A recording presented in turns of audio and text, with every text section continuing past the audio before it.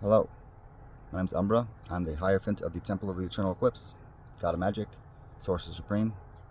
Welcome back to Magic Class.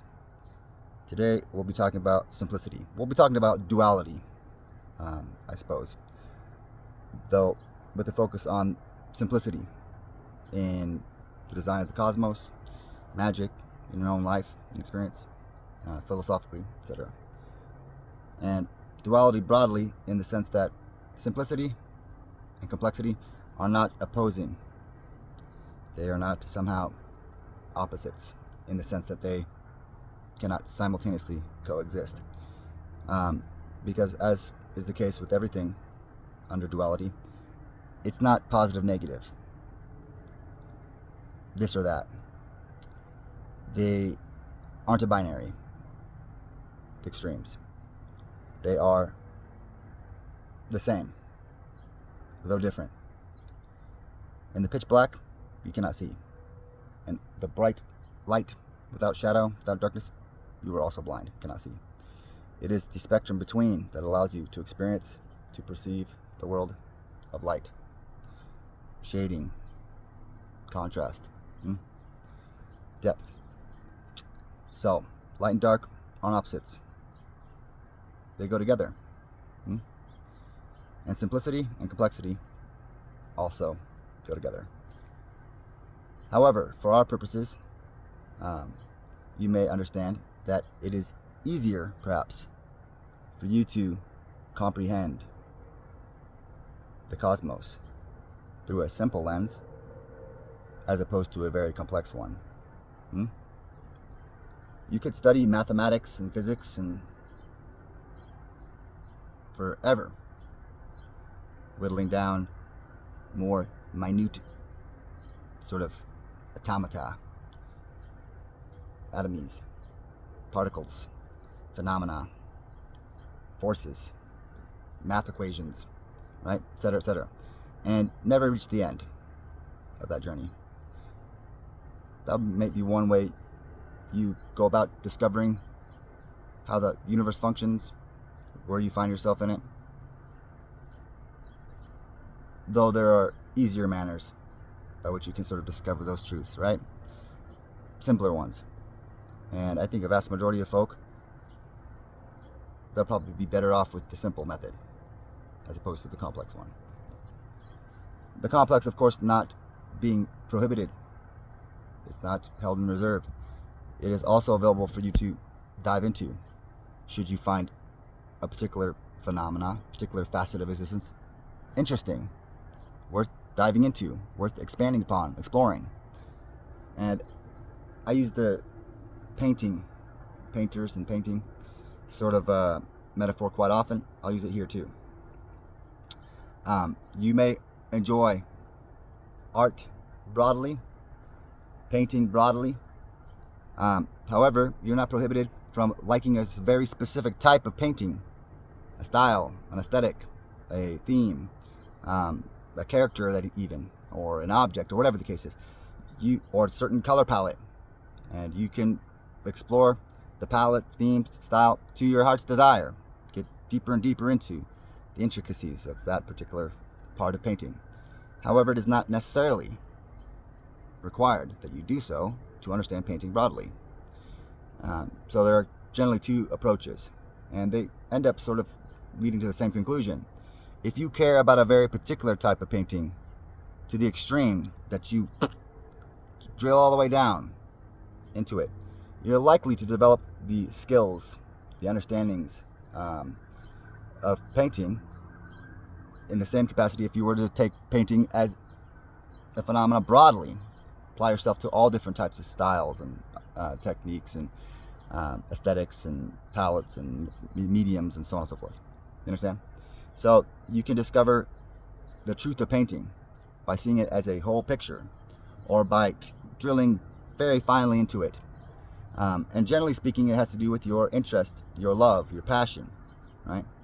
I will relate a personal experience in which I was trying to make my Warhammer 40K models that I painted glow in the dark, but brightly enough that they could be seen under blacklight on a tabletop in the day. And because I already had sort of an aesthetic style, and I had a vision it required me to develop skills of a very particular type in terms of painting, in terms of art, in terms of my understandings of the mediums, and very specific. And I devoted myself to it for several months fully. And I was told by a great many people that I was an idiot and it was impossible. But through my exploration, diving into the attempt, I discovered much about, quite a bit about art, painting. I discovered why other folk found it impossible, which parts of, the process people thought was impossible to achieve. Maybe it was the brightness of the glow. Maybe it was the illumination of the glow under blacklight during play. Maybe it was the granularity of the pigment that glow-in-the-dark paint usually comes in. Makes the models look like shit. All these things I discovered trying to do it. To the extent that I got really good at painting with airbrush and hand alike. It's sort of the start of my artistic journey, I guess. I got so good at airbrushing that my uncle, who worked for Disney for many years and is still to this day a professional airbrusher, said that I could work on movie sets as an airbrusher. He said you could get a job easy. I wasn't attempting to become a professional airbrush artist. It wasn't my goal. My goal was to make my fucking Warhammer 40k dudes glow in the dark. But I wanted it so badly that I got really fucking good, because I needed to understand how the airbrush worked, how the mediums I used, the medium for suspension of the pigments, how the pigment. I needed to understand all of that, because that's what everybody told me and what I discovered myself, frankly, was the issue, and not allowing my dream to come to fruition. And so maybe a very specific niche interest led me to a broad understanding of painting.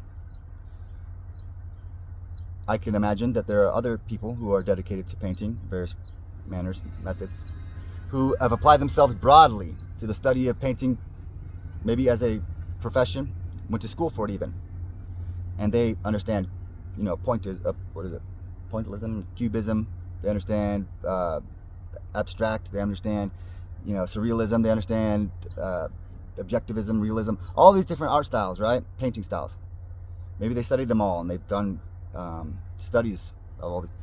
And I bet you that they have a pretty good understanding of painting too. They're probably pretty good at it, right?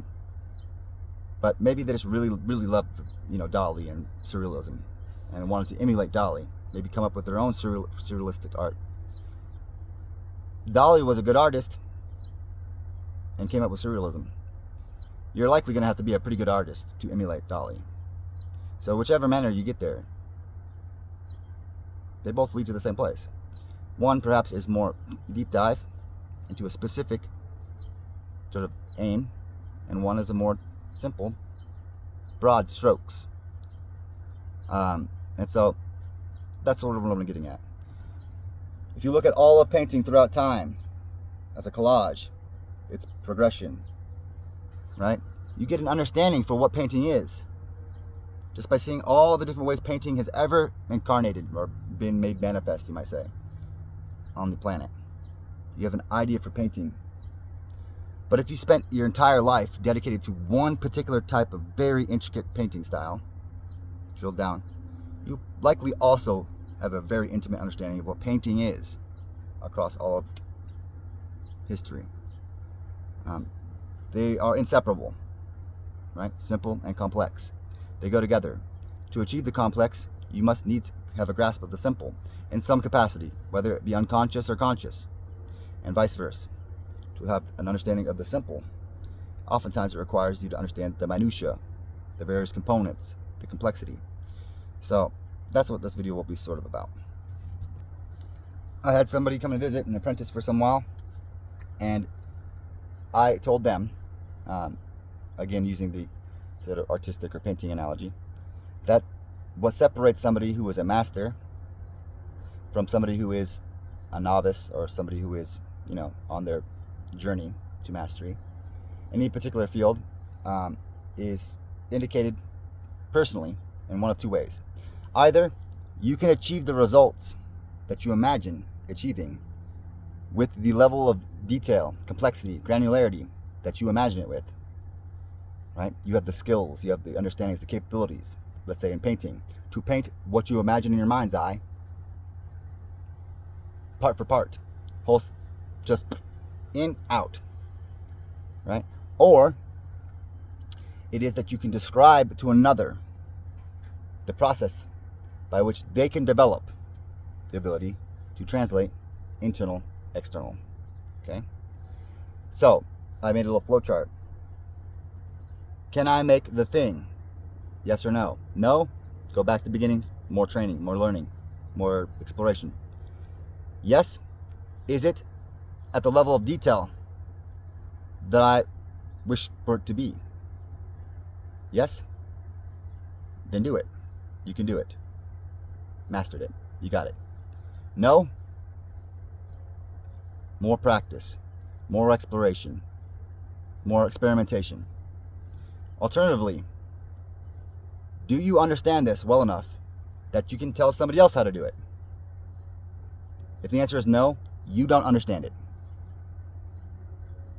If the answer is yes, can you describe it to a complete novice without prior experience? Right? You might say conceptually. Can you break it down into its constituent elementary particles, its essence? Right? Again, with painting, you understand that painting requires certain tools: a brush, a finger, an applicator. It requires pigments, and it requires a canvas, whether it be a body, sidewalk, or a piece of canvas, right? Paper or whatever. Those are necessary components for painting. At the very core, those are foundational. But painting isn't just pigment and canvas and an applicator, is it? It is the many techniques, the many styles, the many different types of medium and pigment and canvas and how they interact, isn't it? Technique, style. There is the personal style, personal aesthetic, color palettes, color theory, all these other things. Those all comprise what you might call painting, right? And more components are added to painting as more and more people explore the possibility of painting. And what is the limit of painting? Well, we have yet to find it. It's unlikely that we will in the near future, right? However, you can teach an art class, can't you? Certainly. If you have any skill in painting, you can certainly teach an art class. What would you teach in the art class? Well, you start from the beginning, the foundation, and you'd work your way through all the different various components of painting, wouldn't you? However, if you were unable, incapable of taking somebody from finger painting blobs to painting a dog, then it cannot be said that you understand how to paint, can it? And I only mention this because there is this phenomena you see among people who have a natural sort of tendency to be able to do a thing. I'm just naturally talented at singing. No, you're not. If you can't teach somebody else how to sing, if you don't understand how you're doing it, it's just happening, then you don't understand it. That's just it. We can liken this under the language that you speak. If you memorize the words, and that's how you understand the language, then you don't understand it. How does the English grammar work? The syntax, how do subject, object, verb, verb, object, subject? How is the language constructed? What are the rules? What do the words mean? The prefixes, the suffixes, the roots, the stems. In America, modernly, a vast majority of people have no fucking idea. So it's not really me being hyperbolic to say that you don't know how to speak your own language. You don't know how. You will have memorized strings of sounds and been taught that they represent certain phenomena, concepts, so on and so forth. But if the dictionary definitions of things can change, words, then how long is it before what you think is a sentence that means happy birthday turns into something that doesn't mean that? And if we're to do that suddenly, would you understand why and how? Could you keep up with the change of the language as it evolved? Well, if you don't understand how you speak your own language, then no, of course you can't. How would you? It would just be new words that you would have to memorize. And so the world, by and large, is oblivious, ignorant on how to speak their own languages. They take it for granted. They don't have a grimoire. They don't research, study the word, sounds, any of these phenomena. They just take it for granted, which is sort of a privileged, entitled position to hold, isn't it? Take everything for granted. No care in the world. And if you would like to explore this sort of theme about language and privilege associated with it and assumptions and so on, there is a book by Borges that might be very interesting to you, about an individual who was raised outside of humans, kind of like Jungle Book sort of individual, no language skills. It's a story about them. Borges is probably Borges.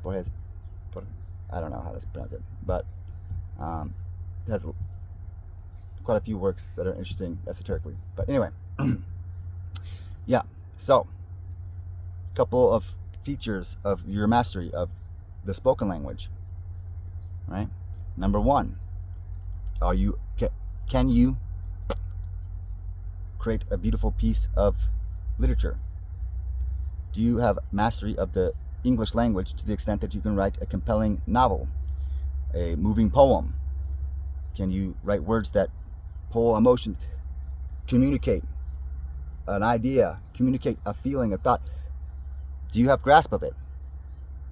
Is your vocabulary complex enough that you can really use the extent of it to get people to see certain things, feel certain things, right? And if the answer is no, then you're not a master of it yet, right? And again, the criteria being, can you do such a thing to the extreme detail that you desire? Can I convey an emotion directly into your body of anger, of sadness, of happiness, of etc., right? If I cannot do so, then it cannot be said that I have a mastery of the language. There's much more I could do to expand my repertoire, my skills, right? The tool that I'm using to express to you what it is that I'm trying to express. And if it is an emotion and you're not feeling it, back to the drawing board. Still not a master yet, right? Excuse me. Again, and I don't know if I mentioned this in another video, but consider that magic, much like anything that's phenomenal out here, is a method of communication. I said that magic is fundamentally communication, as is pretty much anything that we do outwardly, right? Oftentimes, what we do inwardly is also a method of communication with your own sort of awareness. So just put yourself in the position of being this omnipotent, omnipresent, eternal God, right? What is necessary for you to exist just in your own right, and what might be necessary for you to exist with another independent, omnipotent, omnipresent, fucking eternal God, right? Well, it's not that difficult to sort of come down to at least communication being one of the things necessary for you to be together whatsoever. There must be a shared language so that you could share at all. We might call, as humans, the shared language our senses: sight, sound, smell, touch, feel, right? Language being a sort of tertiary or additional component of one of our senses, right? Or oftentimes mini, braille, sign language, right? Language, spoken language. So the other major components I will just throw in here, in my opinion, are resilience. That is the ability to take a licking and keep kicking. If I'm an all-powerful God and you're an all-powerful God, we'll just look at being a human. You don't even want your neighbor to have a fucking barky dog that could bite you, or a gun, let alone be a god, right? You don't want people that might be dangerous, evil, bad guys to have ability to cause harm. Oftentimes you divert your entire lives around these potentials of harm from other individuals. And so, as a requirement for you to ascend to divinity, to become a god, you needs must allow other gods to exist. And that takes a lot of resilience, doesn't it? And so, just as an aside here, I know I'm digressing a bit, all of the trauma that's occurred to you in your life, that you've lived from, survived, that you healed from, that you gained the ability to recover from, all the falls you took, they were gifts to you, right? Because if you ever want to have any power, it needs must be that other individuals can also have power. And if you're going to prevent them from having that power because you're afraid of getting hurt, you'll never have it. Neither will they, will they? And that's because to have another entity, such as another god, the whole point of it would be for them to be another entity, not you, right? Which means they must be autonomous. So autonomy, autarky, right? So sovereignty, basically. You can't influence their choices. You can't make them love you. You can't puppet them. Resilience and communication. I think there are 3 fundamentals for you to be present here, coexisting with other humans. Just humans, not to mention anything further in the development process, such as a god or whatever, right? But again, communication. And communication is the most relevant in terms of magic. I can teach you resilience in a type of way. I can be a component in your learning resilience. I can be the person that breaks your heart, or pisses you off, or fucks you up some way or another, or magically kicks your ass, or I can be the person that you aspire to be like, and that's the grindstone that gives you resilience. Or I might be the threat that looms, to destroy your world, and be the challenger in that regard. People call it the adversary, but the challenger towards your own development, right? That motivates you to become more resilient. I might be the voice that emboldens you to be more independent, sovereign, to take your power back, you might say, to liberate yourself, to be a divinity in your own right, and to allow other people to be divine, even if they don't like what you're doing and they actually are opposed maybe to your position, to live and let live.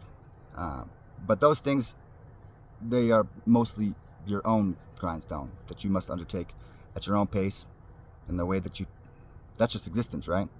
Any experience, you understand, is relative to another, right? To see is relative to not being able to see. To hear is relative to not being able to hear. Any phenomena suggests that there is a opposite, you might say, or a non-phenomena, a non-existence, that it is in juxtaposition to, right?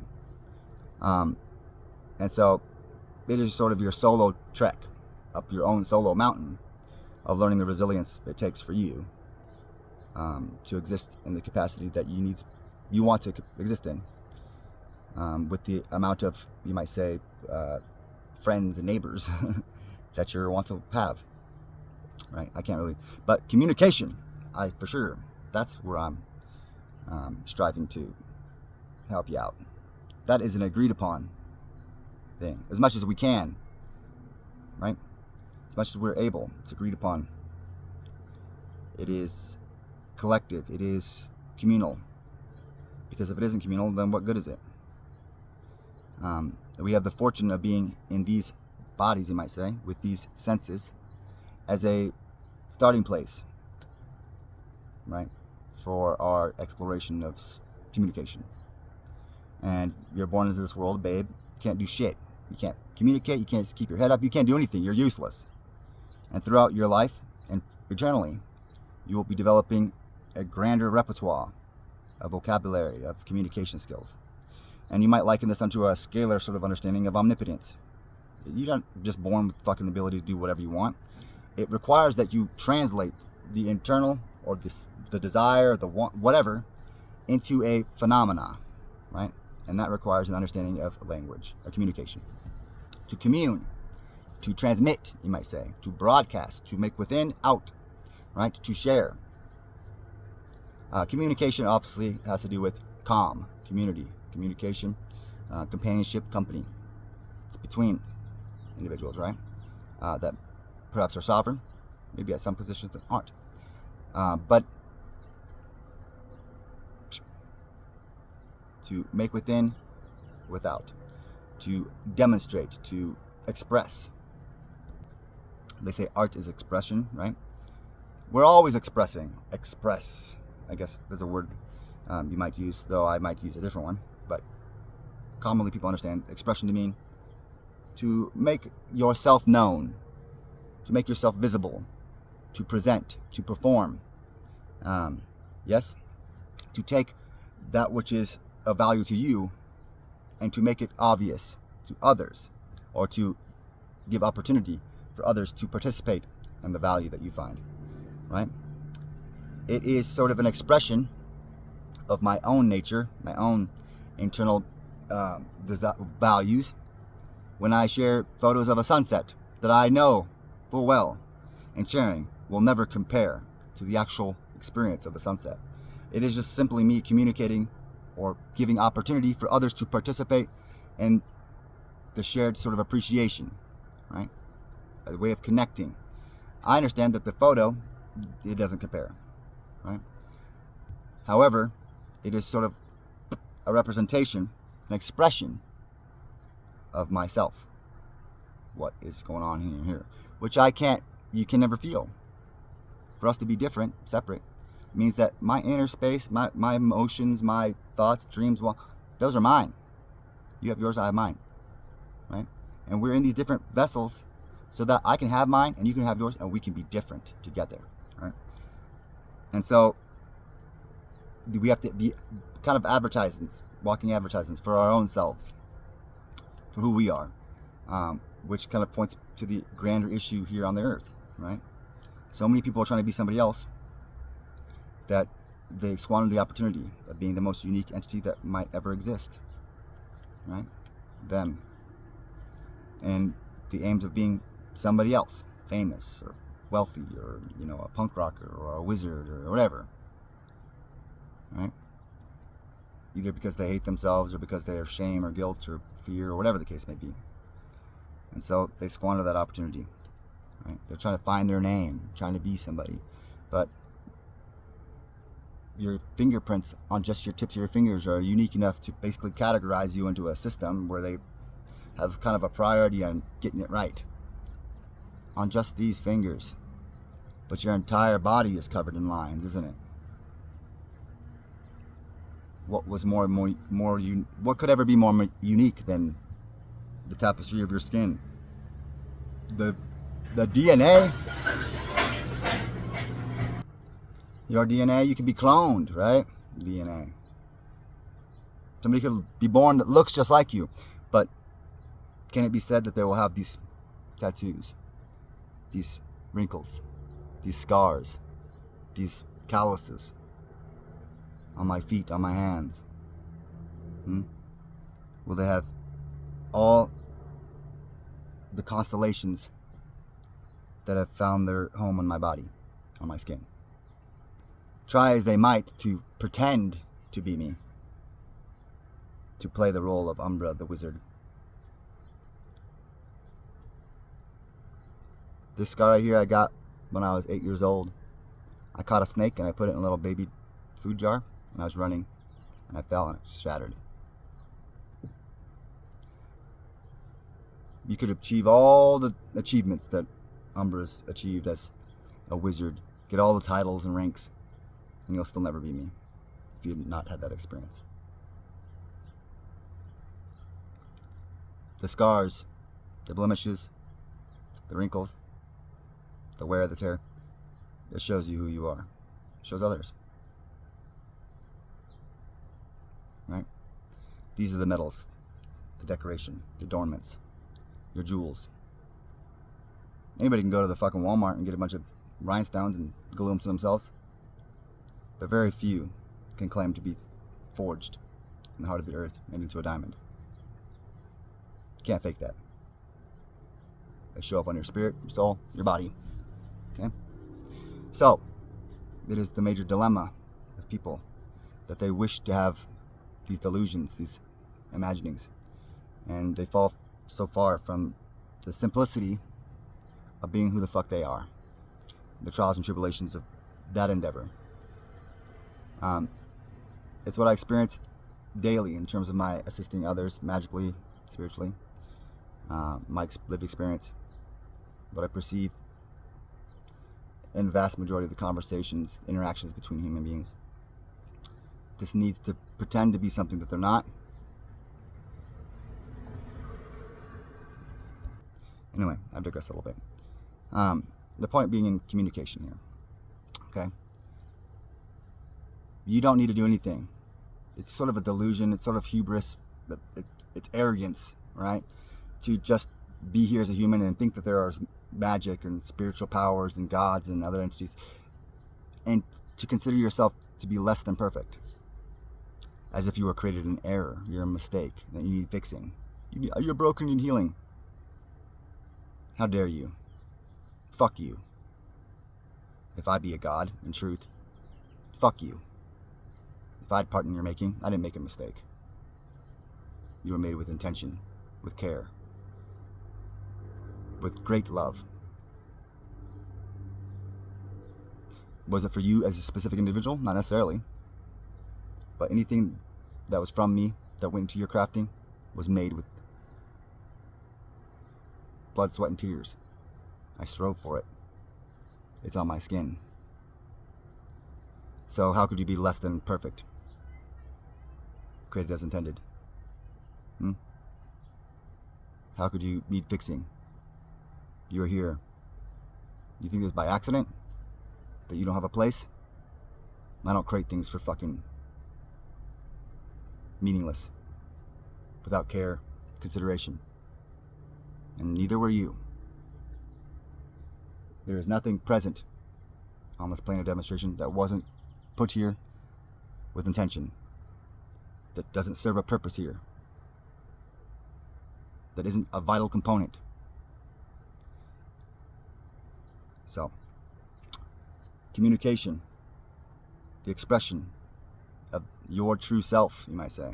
Not the false self, not the false ego, not the ego that you think you are, the identity that you picked up, the truth, which is just your honest self. Communication.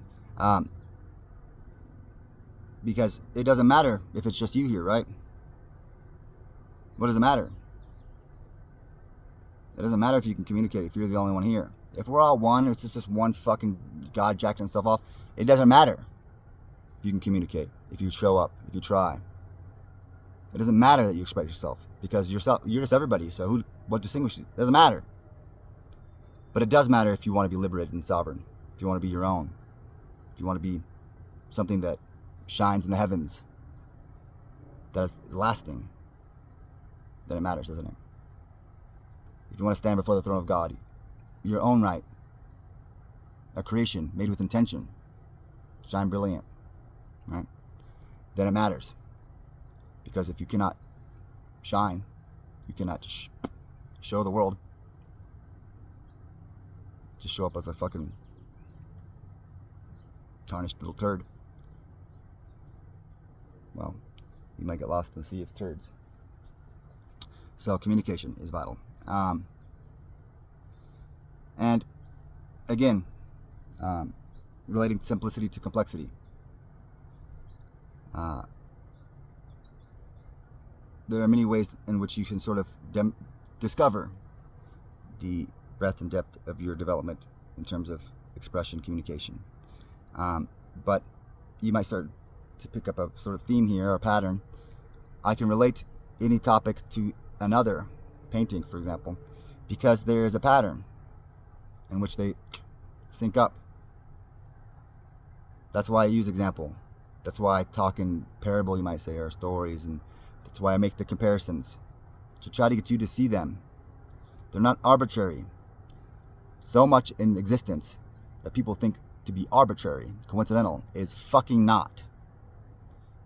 Okay?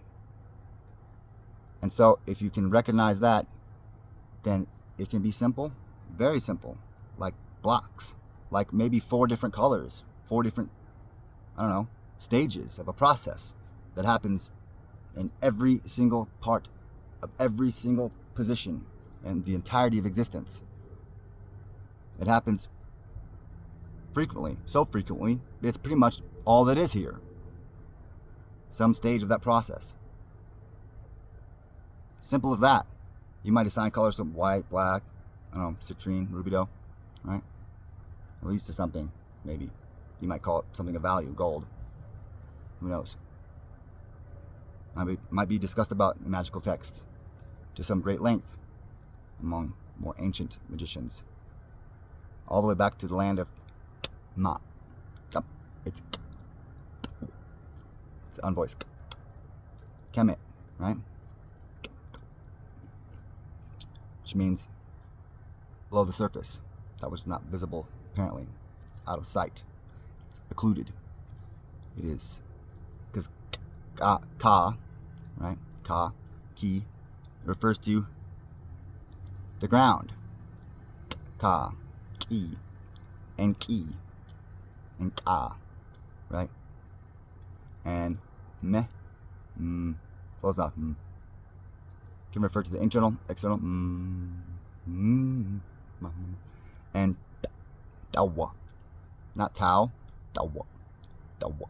Sounds like a fishing line going in the water. Shh, tawa, tawa, tawa, water, tower, tawa, tawa. Lowercase t look like a hook, right? In the water. So el, earth, water, and it means kemet, black. Black is black. Dark soil. It's not black like the color black. It's underneath the womb, where the seed is planted. You can't see it. It's under the wall. It's under the ground. That's where it sprouts from, doesn't it? The baby developed in the womb. You don't look at it. It's developing while you're not looking. It's growing. It's potential. It's the unknown, unseen. Magic. Potential. Chaos, you might call it. What's going on when you're not looking?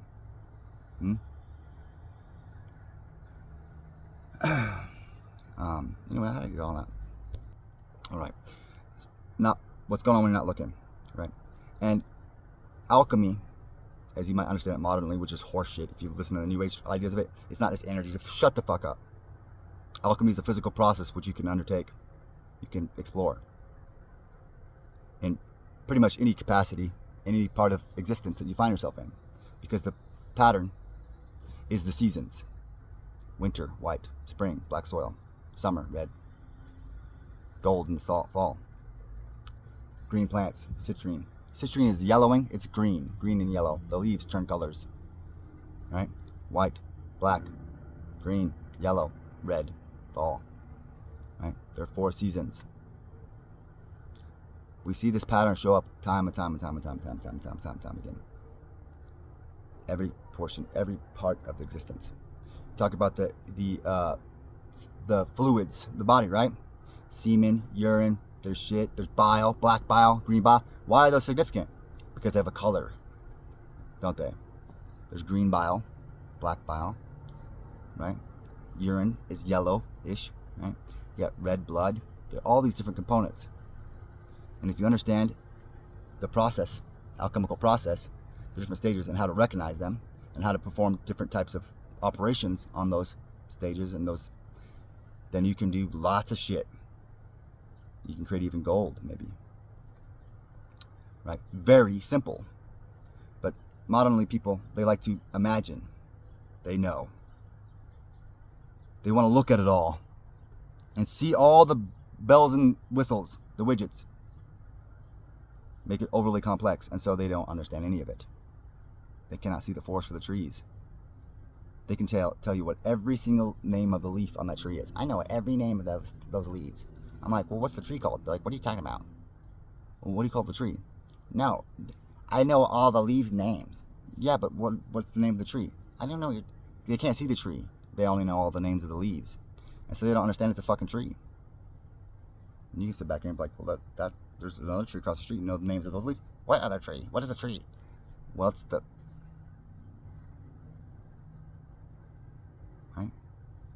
Turns out, though, you can get real deep into the leaf and understand that there's a tree because of the shape of the leaf. You're like a little tree. But the point is that it's easier to see it as a whole, simpler. Right? All the names of the different parts of a tree, That's one way if you really like trees.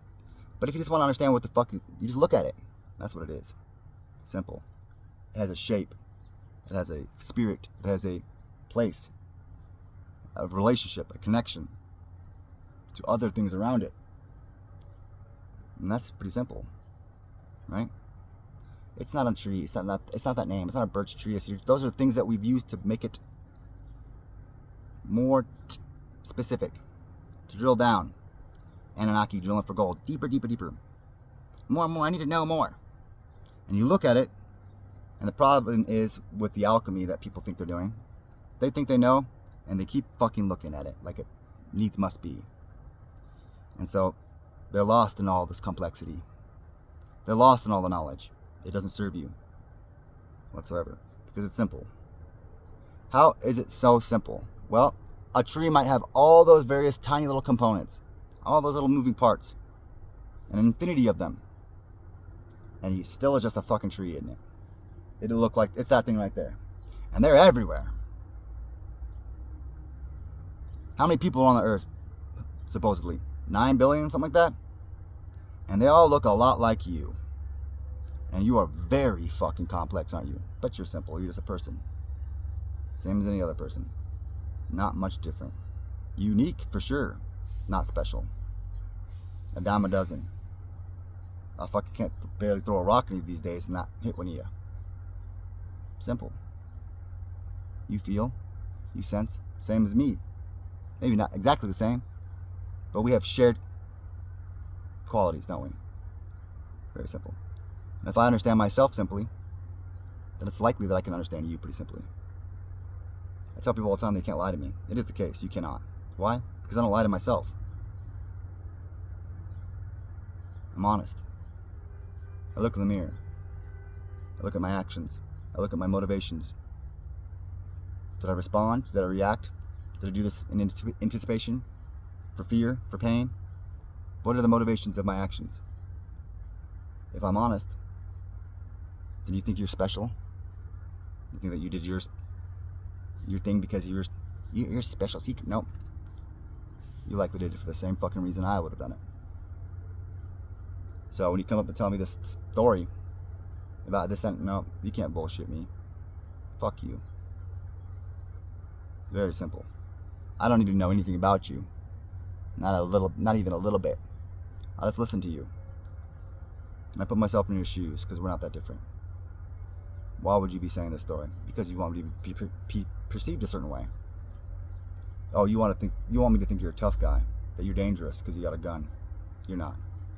Because the only reason I owned a gun was because I was afraid. Only reason I ever had one. Or because I was angry, or I was powerless, and I wanted to have some power. And I didn't have any. That's why I bought the gun. That's not mine. You could lose a gun, so I still didn't have it. And so if you have one, you think that you're powerful, you're not. And you can't ever lie to me about it. Not a fucking hope for you to be able to do so. Because I know. Because I know myself.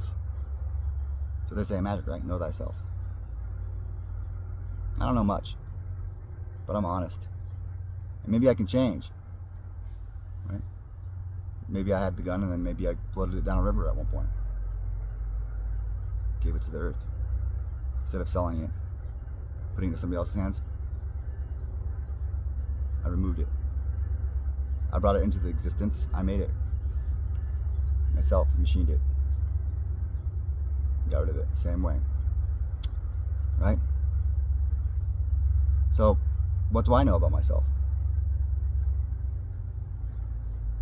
I remember choices that I made. Perhaps in the future I might make different choices. It has occurred. And that's a simple way of understanding existence. Isn't it? Through my own lens. Whose lens can I see it from beyond my own? Perhaps there are others. Perhaps there's ability to do so. But the simplest, most direct manner of understanding existence is through this one. The one I'm stuck with most of the time. And if we get into the psychology, the therapy, the complexity, will blind you. Simple.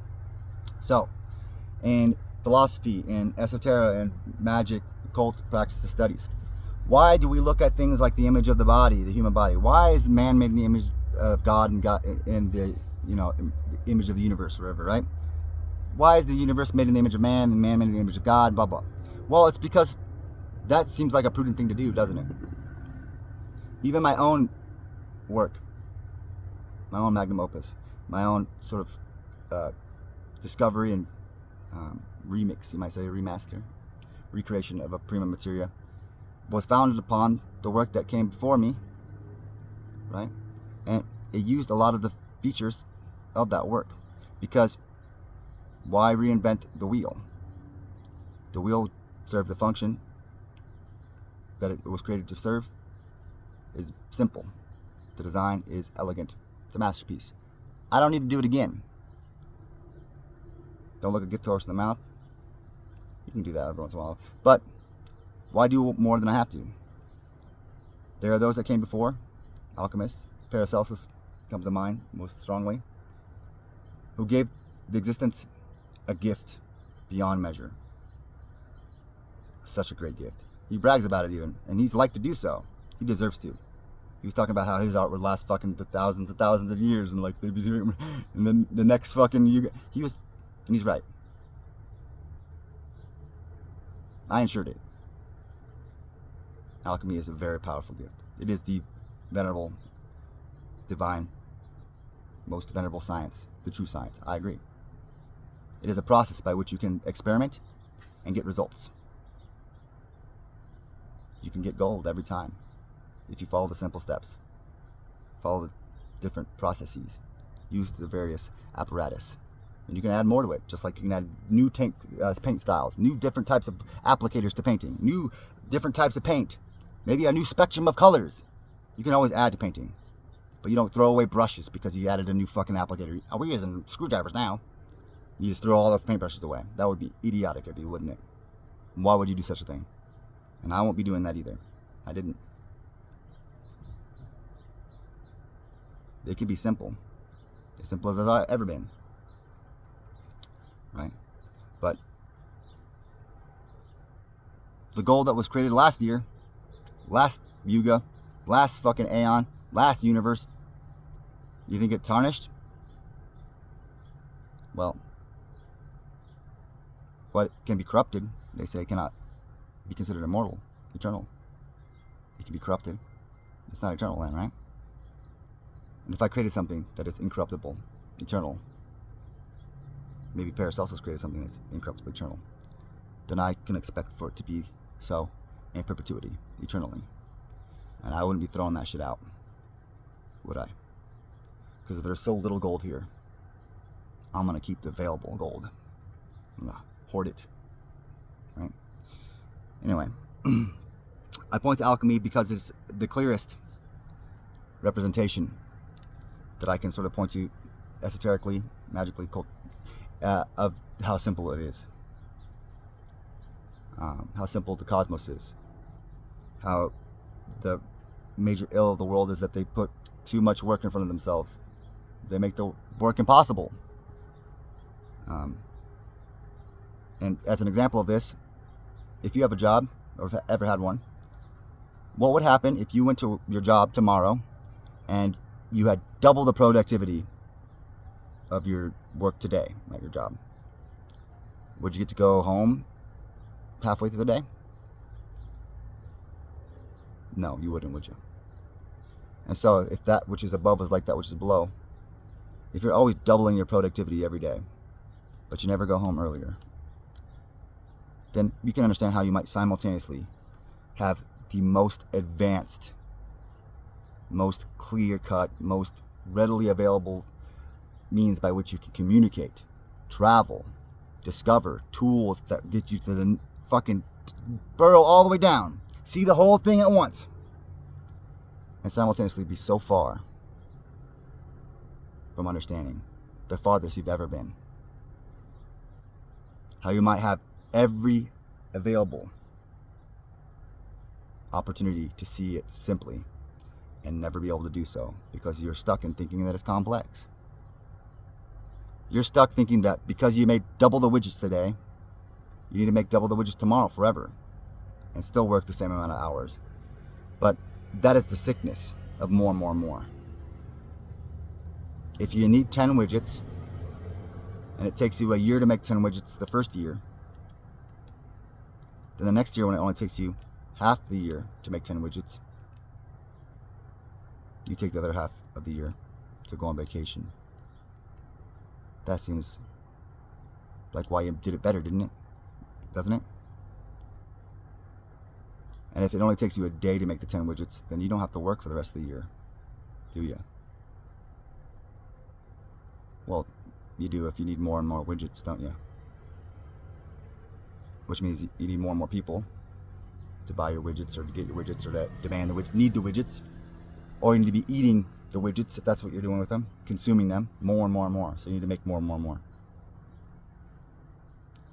What if you've been doing that for so long that the entire human experience, you might say, of eating food at all is the product of eating at all? It'll be simple, the understanding of why it is that all of these spiritual traditions require you to fast. They talk about abstinence, of moderation, because you can do anything. But so very many of you haven't tamed the most pervasive, compelling serpent of them all.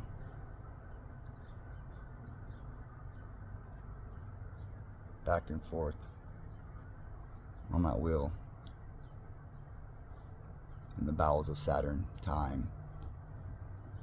You reap what you sow. Consume, be consumed. Simple, isn't it? Reap what you sow. If you need to eat 3 times a day, what's going to happen to you? Is it Saturn's fault or is it your fault? And the time is the most voracious of them all, isn't it? It eats every moment. The future, the past is always being gobbled up. Luckily for you, it doesn't exist. That's just a concept. But if you subscribe to it, fighting on these timelines, constant proliferation and then constant consumption, like a serpent eating its tail. Perpetual cycle. Eat, kill, be killed. That's the wheel you're stuck on. Because this one starts roaring, that lion, when you feed it. But it applies to anything. One dog start barking, give me food, and you feed it. So, simple. Exorcism, what is it? You know what the word exercise means. Don't pretend that you don't. Because you change the spelling, but pronounce it the same, doesn't make it a different word. Exorcism is the exercising of fat spirits. Or weak ones. This one probably needs to be exercised pretty fucking badly. But yeah. And it's simple. Start fasting. By any means. Doesn't really matter. There are different ways you can lose weight. You can fast. Right? You can go to the gym. Right? I tend to do the fasting one because I don't eat that much. I tell people all the time, I think they take me for granted. They just think that's hyperbole. I don't speak in hyperbole. I don't. Very rarely. If ever. I ate some Nerds candy today. I didn't eat yesterday. And I didn't eat the day before. Oh no, I had a hot dog in the morning that somebody bought me. I could barely get the whole thing down.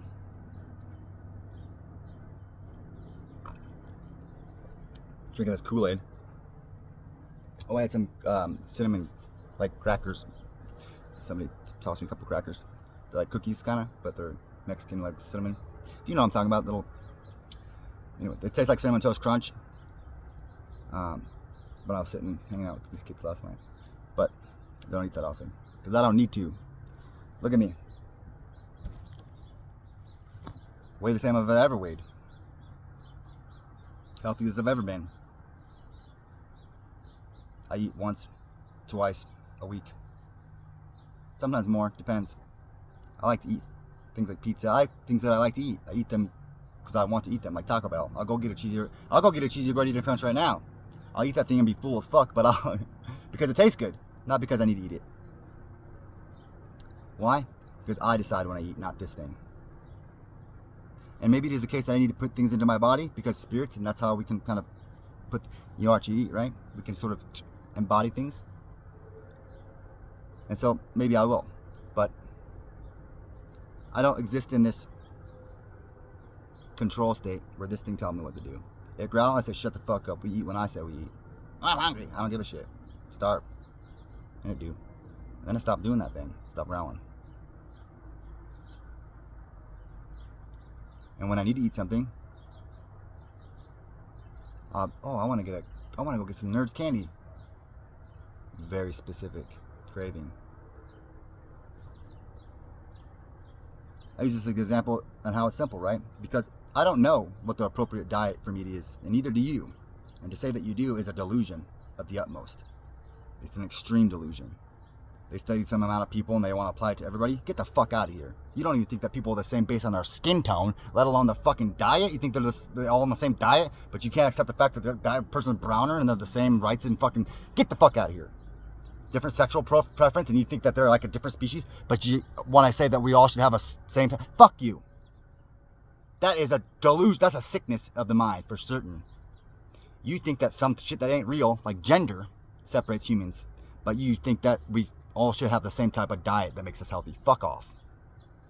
Maybe it is the case that me eating fucking crack cocaine with a shovel is healthy for me and not for you. That would be closer to something that could be believable based on real people's lives than the delusion that the gender that society placed on somebody has anything the fuck to do with them as a person. At all. Whatsoever. That their skin tone is somehow an indicator of their quality as a human being. Yet people jump on that bandwagon left and fucking right. That's the delusion. The shit that you fucking made the fuck up. That doesn't exist and it never has existed. Like time, like race, gender. Those things have impact bearing on reality. And the things that actually happen every day. Like people who have different diets than you that look like this are unhealthy or this. Fuck off. You bore down into this niche and you want to blanket people with it. You made it so complex and they'll never meet that standard because they'll never have as much information on your passion as you do, your special interest. And you bar the gate. You can't come in here because you don't eat only a raw meat diet. Fuck off. If you're the type of person that wakes up every morning and all you want to eat is a fucking raw hamburger out of your fridge, you should do so. And if somebody tells you you're going to get sick, tell them to fuck off. If you get sick, you'll deal with it then.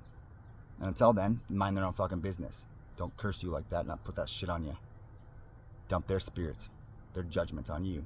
Maybe do it in silence, but you see? And if you want to go on the internet and then say other people should do it, shut the fuck up.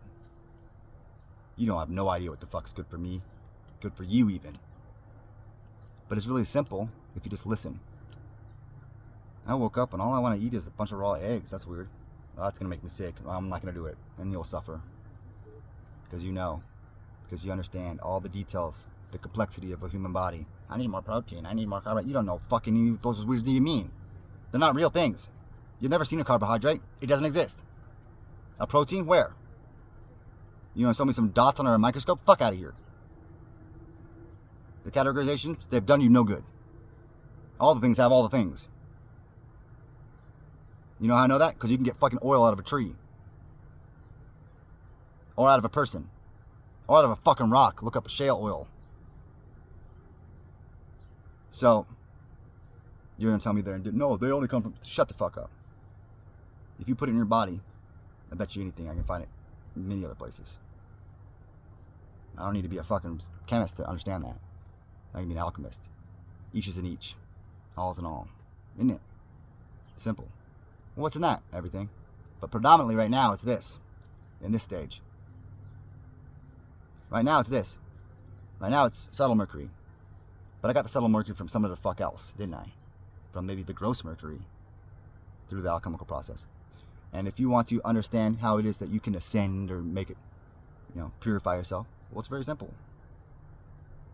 It's already in there, isn't it? Whatever it is you're trying to achieve. So you don't have to fucking achieve it. You have to get rid of all the other shit that pollutes it, that causes the impurity.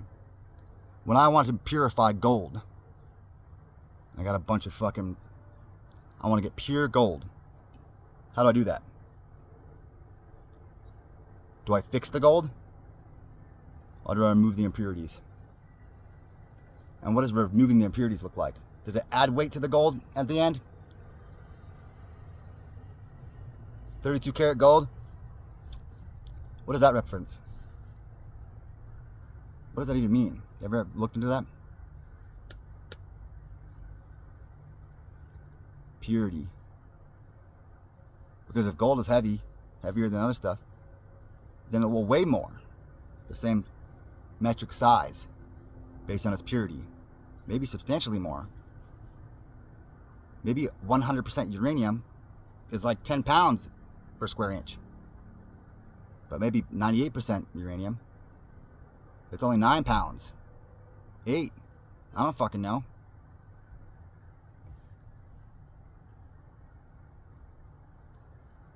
And so, maybe quality is preferable to quantity. Maybe alchemy doesn't look like you fixing something, you becoming better. Maybe it just requires a simpler approach by which you get rid of all the other shit that ain't it. You strip it down to its fucking core, its essence. You burn off all the shit that will burn, that's corruptible, that you don't want anyway. You put yourself in the situations where you're hammered and forced to make decisions until there is no decision to be made. It is just what is. It is not corruptible with variable. Well, if she says this, if she gives me that.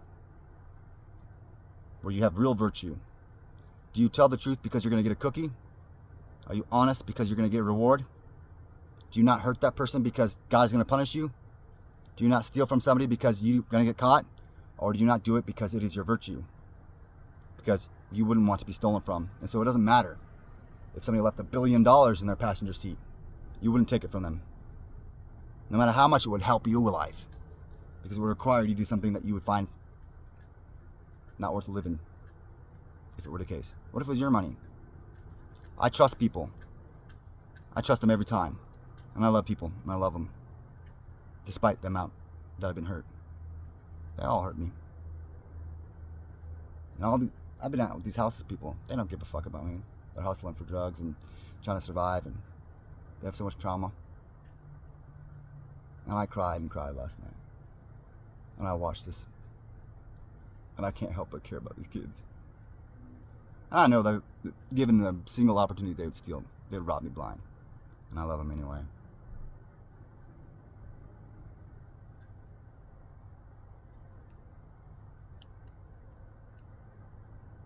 And I will always do so. Because I don't care about them. Because they didn't steal from me. I understand. I care about them because nobody fucking cares about them. Not even themselves most of the time. It's not a world I want to live in. And if I put myself in their shoes, there's no hope for any of us, is there? If I can't see the beauty in them. If I can't try, even though they'll rob me. It's very simple. If not now, then when? If not me, then who? If not here, then where? It's not that complicated. And million lives. And every single one of a million lives. They could rob me, stab me, lie, cheat, steal. Talk behind my back. Do I change my choice to care about them? To show up for them?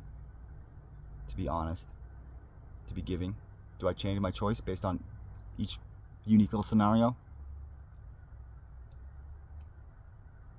Or do I have a piece of gold in which there is no potential in eternal eternities in which I would not show up for these kids? I would not be compassionate. I would not be caring. I would not be generous. I ask myself the same question. What could they do to transgress where I would not show up and done the same thing? And if I can answer to myself honestly and say there was nothing they could do, then it's not a martyr position that I take when I sit with a bunch of scallywags and watch the sunset and cry in front of them. And they don't understand it. But maybe it's because they grew up in the world, which that is an anomaly. And it's very simple, isn't it? If I'm the first person that's ever in their entire existence been the person that did it. Show them they can be soft and hard at the same time. Or you know that you're going to get robbed, but you show up anyway.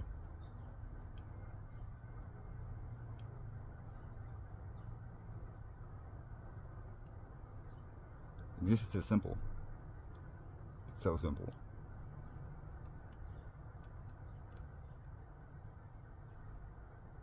And I didn't tell him last night, but I thought about it. Because I don't have any plans to go anywhere. I wanted to tell him the fear and the pain, it gets easier. You will master it. But your knees must endure it. You gotta grow the skin. Grow the scales. Grow the fangs, the claws. Become the monster. And then learn to become soft again. You gotta be able to become the beast. And then gain the ability to become the lamb.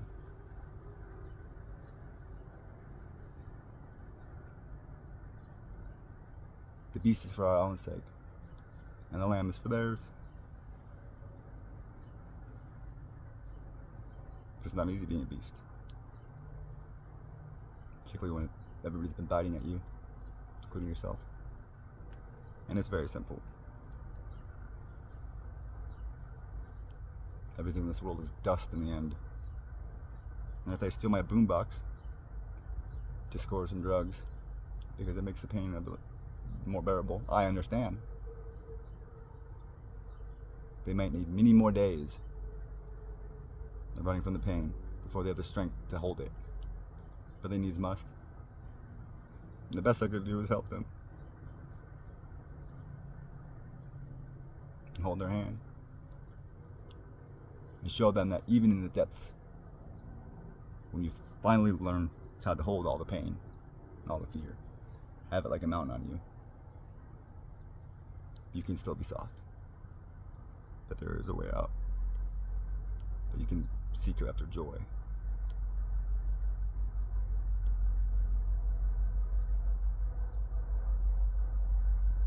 That's why I'm a fucking wizard. Not because I'm flying around on a fucking dragon. Not because I have cool robes. It's not difficult, is it?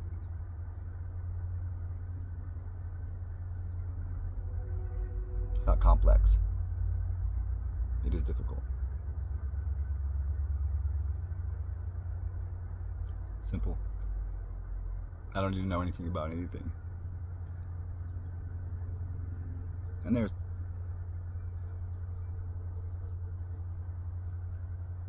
the ability to have more perspective in case you ever falter a little bit. Like last night when I suddenly deja vu and remembered all this stuff happened and then knew what come next. As this girl that's been hanging out, I knew she was gonna die, overdose in the woods.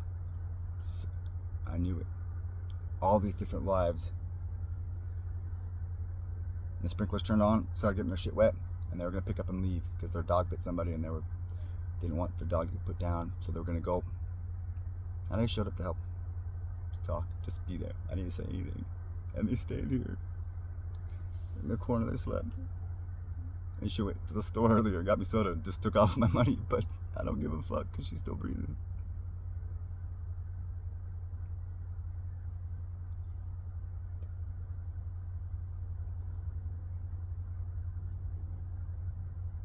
I don't give a fuck if she ever knows.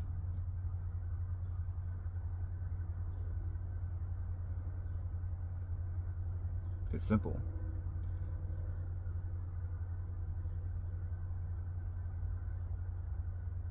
Does a man lost in the desert, does he need a story to understand the relief of shade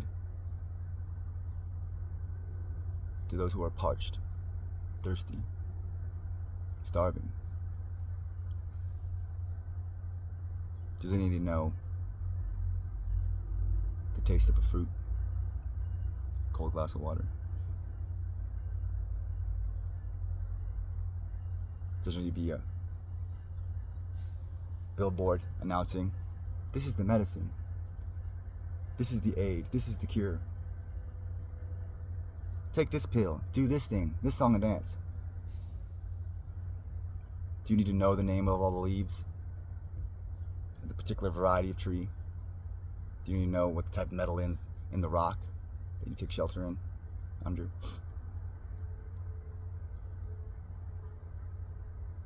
It's beyond words. It's beyond imagining. It's beyond belief. It's beyond fucking up. Because when it's the desert and you're burning alive, the fires of hell, I only need to be Umbra Inarena Karis, beloved shade in the desert, and they never have to even know my name. I cast the shadow anyway. And maybe, if I come around enough, they start to understand these things make shade, and the day ain't so bad.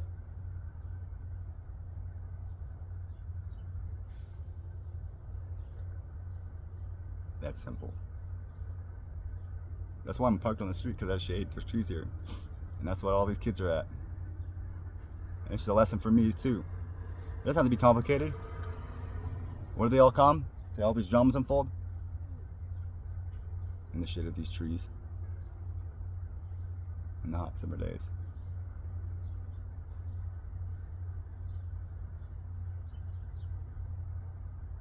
The beauty's not lost on me. The severity. It's my entire existence every day. And they might rob my van to go get some drugs. And I don't give a fuck.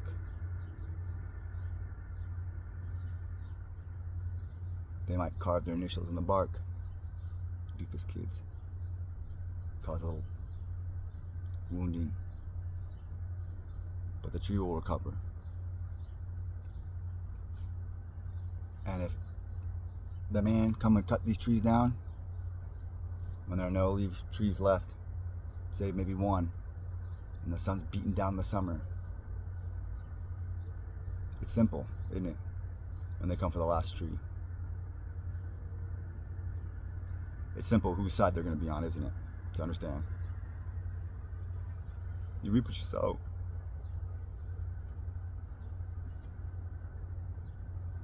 And when there's no more shade except for the one tree,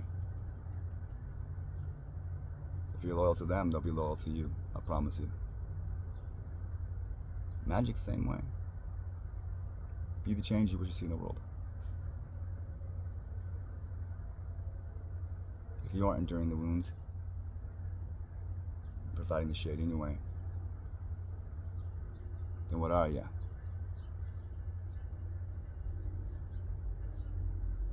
You're a drifting cloud. Ephemeral. You come and go. But a tree, Druj, Druid, that which stands firm like an oak, the truth.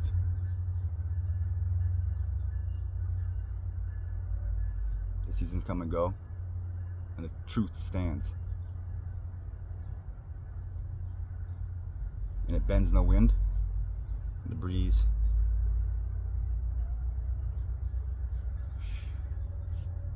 Bows and bends, it does not break. And endures scarring. And it doesn't take much if the roots grow deep enough for it to produce good fruit. And all that's required for that motherfucker to live forever is that I get a little water.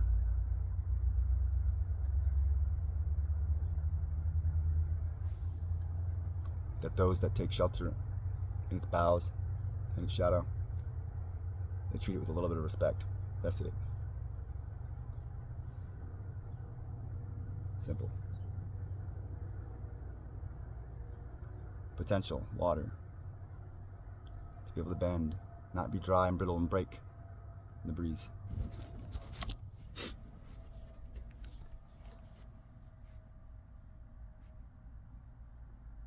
So, how complex is the tree of life? It's all of existence.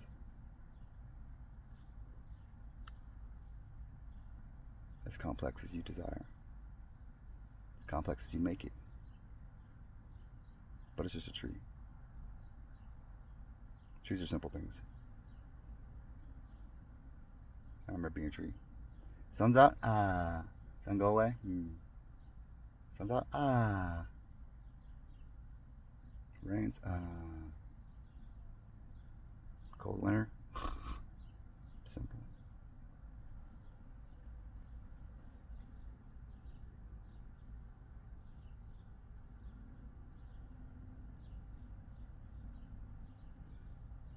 If your understanding of existence isn't so simple, you don't understand it yet.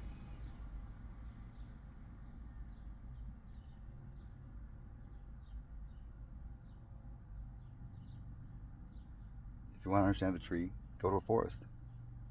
Or go sit with one tree for a long time. Become familiar with every part of it.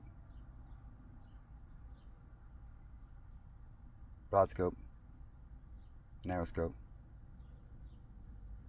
Name all the leaves, all the branches. Name the tree, its roots, every tendril, every blemish in the bark. Or a forest, explore it, and all the different trees. It's a requirement.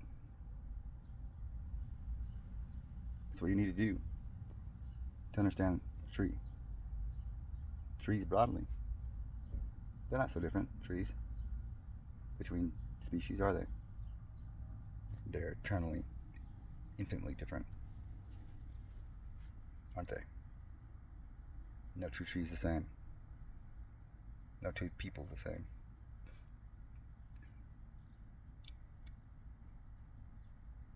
Alchemy, like the tree, like you, like the kids on the street, the shade, the desert. They all exist in relation to each other as connections, as stories. Stories that are not isolatory, removed, separate from every other position, every other phenomena, every other tree. The forest is every single tree, every brush, every fucking plant, every animal, every rock. And it is none of those.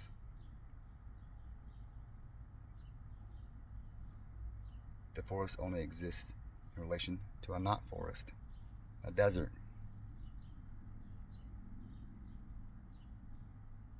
You only exist in relation to me.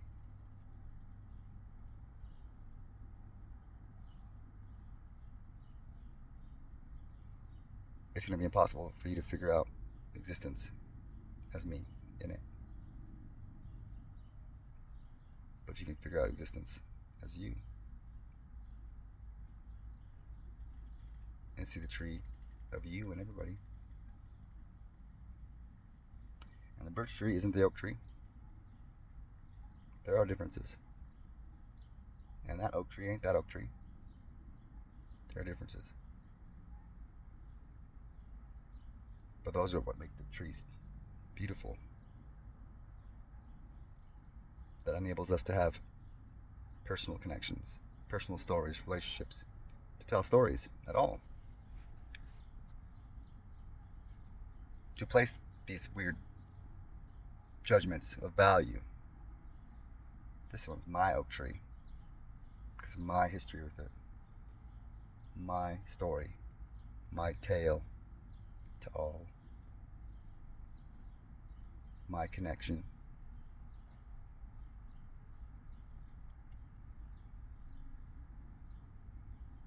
Connections, bonds.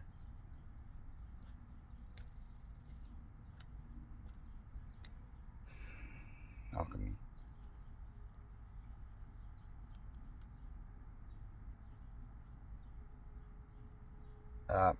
As a parting note, if you have ever read The Little Prince, there is a portion in which the little prince meets a fox. That fox tells the little prince that he needs to tame him, and describes in great length why that isn't necessary. You should do yourself a favor and read The Little Prince. It is deeply esoteric, wise.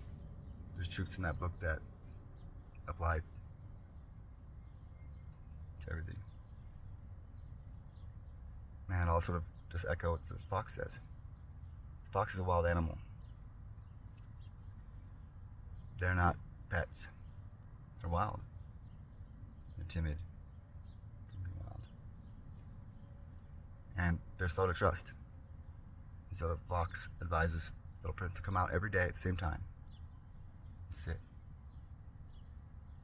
And eventually maybe the fox will get comfortable and come a little closer. But Little Prince shouldn't move, just sit. Because the fox is nervous, timid. And then perhaps the fox will get close enough, the Little Prince can feed him something. Give him a treat. And then the fox, perhaps, will come to anticipate the Little Prince being there.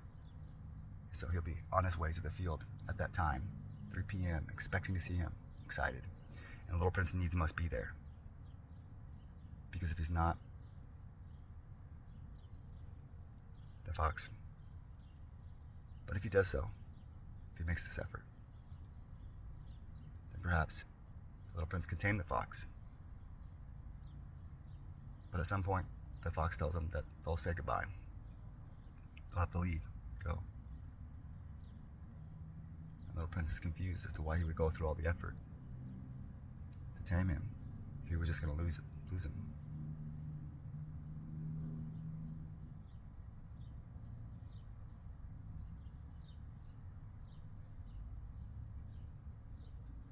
We don't own these things. We don't own each other. We don't own anything in the world. And if you do not understand the value of taming the fox, out of all the foxes on the planet, the effort required to do such thing,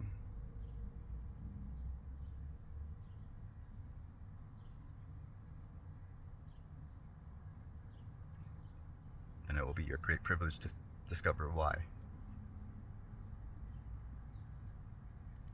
It is the best thing that you could do with your life, should you have the opportunity. It should be how you treat every moment of your life.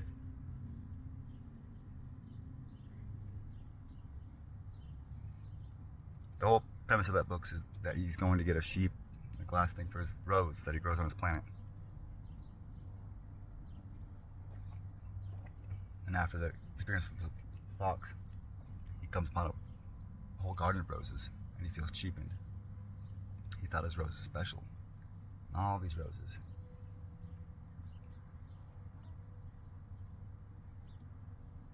But a rose is a name.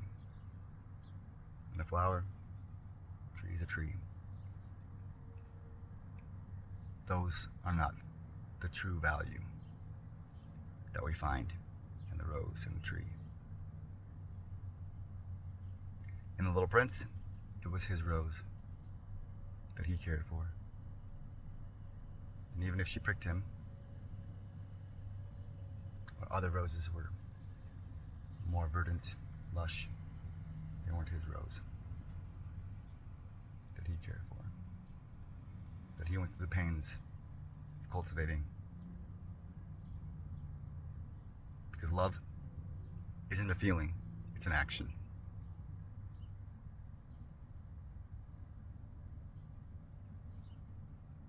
Love is knowing they'll steal from you. Showing up anyway. Love is knowing they'll hurt you and trusting them anyway. Of knowing they'll lie. Knowing they'll betray you. Knowing that they'll be humans. You can't keep them. Even if you tame them, they'll say goodbye eventually.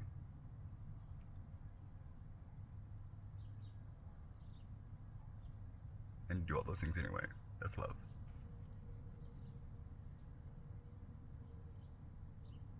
It's very simple.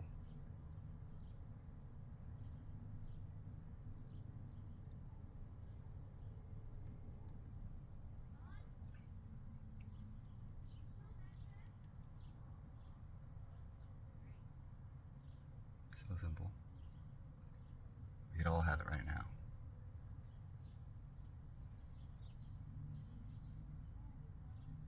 If we stop making it so fucking complicated, huh?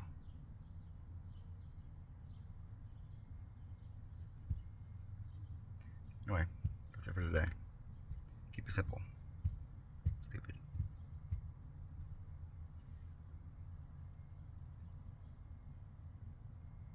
Abandon all your knowing. You enter. Abandon your hope. Your knowing. Your thoughts. The past. The future. You don't need none of that shit. The voice.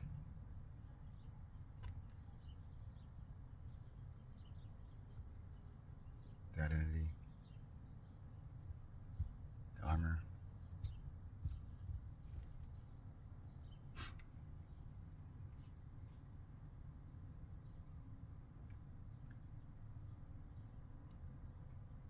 Tear all your clothes off.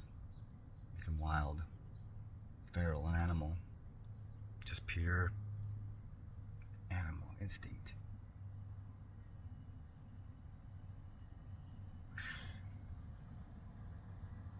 Discover that person.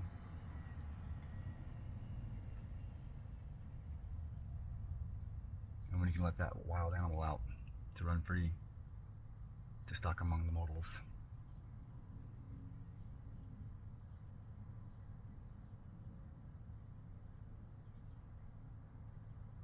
You'll be free. What can be tamed, conquered, domesticated, that can return to its primitive, savage, wild nature.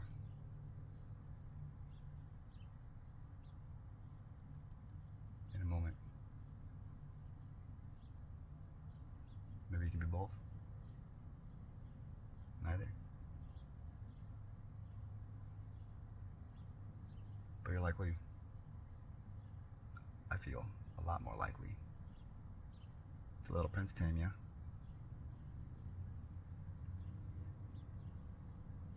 If you can still remain wild afterwards, right?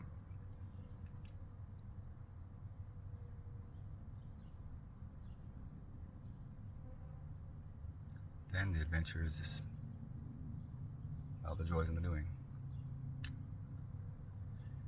Anyway, magic, communication, simplicity.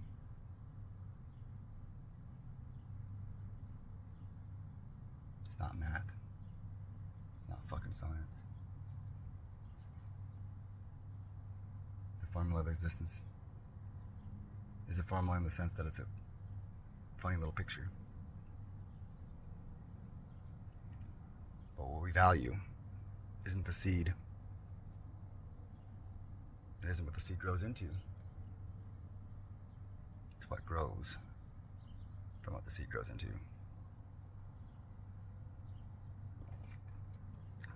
What grows from this thing that the seed grows into forever. Because one seed becomes one tree. One tree that can live forever. But if you treat it right, you exist in harmony with it, balance. It might produce you fruit for eternity. Maybe enough to sustain yourself for eternity with it.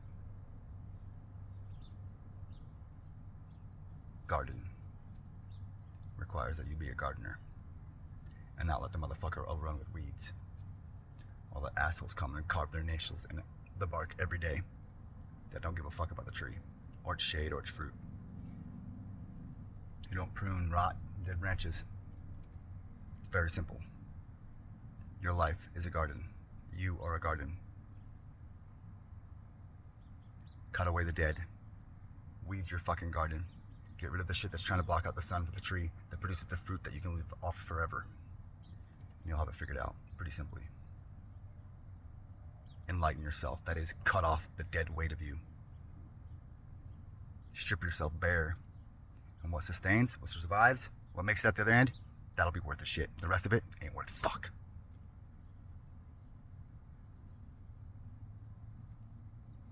It ain't worth it. If it don't weather the storm, it never would have.